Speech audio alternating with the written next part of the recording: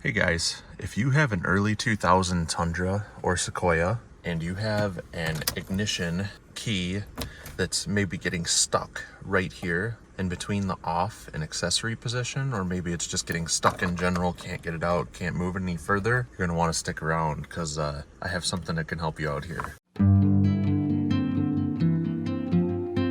Do this at your own risk. I am not responsible for anything that happens to you or your vehicle while working on it. So with these early 2000s Toyota lock cylinders, they use 8-cut lock. 2 of the cuts have something called a split tumbler or a split wafer. So basically what that means is instead of 1 piece of metal for the tumbler, it's 2 pieces that are split. What happens quite often is the one half of the tumbler ends up getting like stuck on top of the other one or just wedged.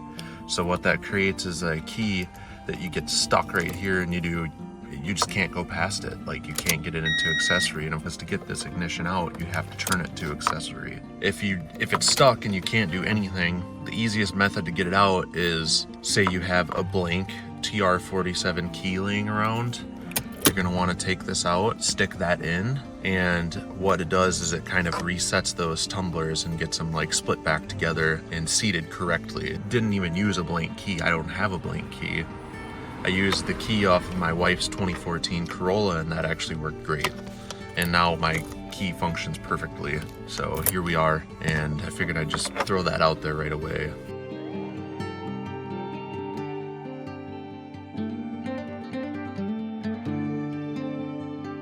So while tackling this job, I'm gonna say that this is probably moderate difficulty because my solution is essentially going to be just completely removing those split wafers. So we need to remove this lock cylinder completely out of the vehicle. I'm gonna take it inside, and then we're gonna get inside of it and pull the actual lock core out. So on this vehicle, to get this lock cylinder out, what you're gonna wanna do is I already took them out, but there's a bolt there, bolt down at the bottom, bolt right here, and then there's also a bolt down here as well. You're gonna want to remove all those. Then also your hood lock, I have that removed as well. You're gonna want to take the little cable off because you're gonna remove this kick panel entirely. So it's just a bunch of pull tabs. So you just pull it out, release everything, and boom, just like that. Falls out. And make sure you keep this plugged back in there. So now from here, this white plug here actually stays right in here. You pull that out, it's pretty easy to get out, set that down there, and then this bezel just comes right off. Remove that, be careful with it because that's what the light is for. Then at this point, you are going to want to take your key, put it into accessory position. And from there, this is gonna be very hard to do one-handed, so bear with me here. So underneath of here,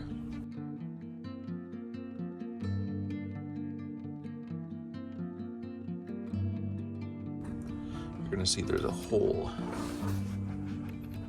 You wanna get at that hole, and you'll feel a little button that you can depress in there. I'll just try and grab onto the keys here. Give this a little tug. It shouldn't take much to get it out at all. And then it just pulls out the whole thing. I'm gonna go on inside now. We're gonna take this inside and we're gonna work on it in there. And then I will be right back with you. So one thing that you're probably wondering is how the F do I get inside of this thing? So first part, well, we're actually gonna do this second, but there is a snap ring. And easiest way to get those off is, surprise, with the snap ring pliers. If you don't have a set of those, good luck. These things are kind of a bitch to get off without. Then you will see a little pin there. We are actually going to have to drill into the side so we can get a pick underneath of that pin and push it up. And then after that, you can see these little like rivets. We're gonna have to pound on those to get the face off. And then after we got all of that done, the lock cylinder should come out.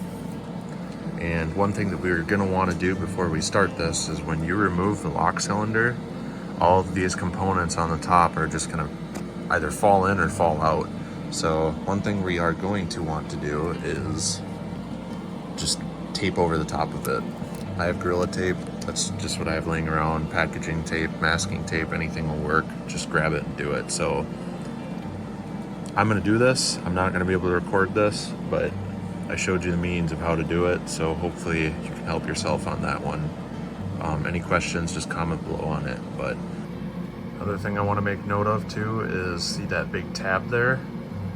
This mechanism here, this like big lever, I'm actuating with my ring finger there. You can see that goes up and down when I push that up and down. So in order to remove the lock cylinder from this, you need to push up on that as you're removing it. So just keep that in mind. All right, so remember when I said this is an 8-cut lock? So Toyota, you can see from left to right, you can count the cuts, there are 8 total.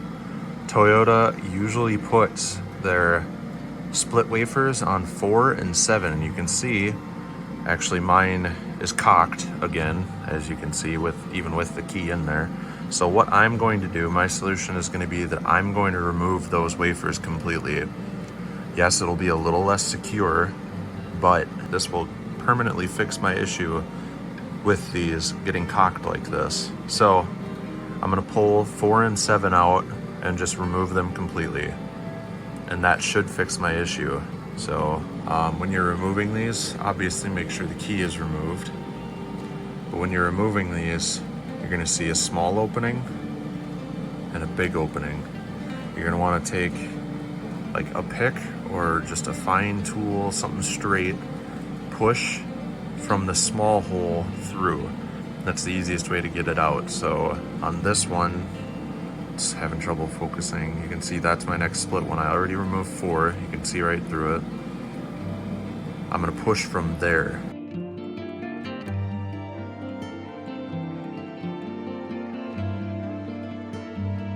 But yeah, you can see all of the other wafers are solid. Like, they're not split like that. So yeah.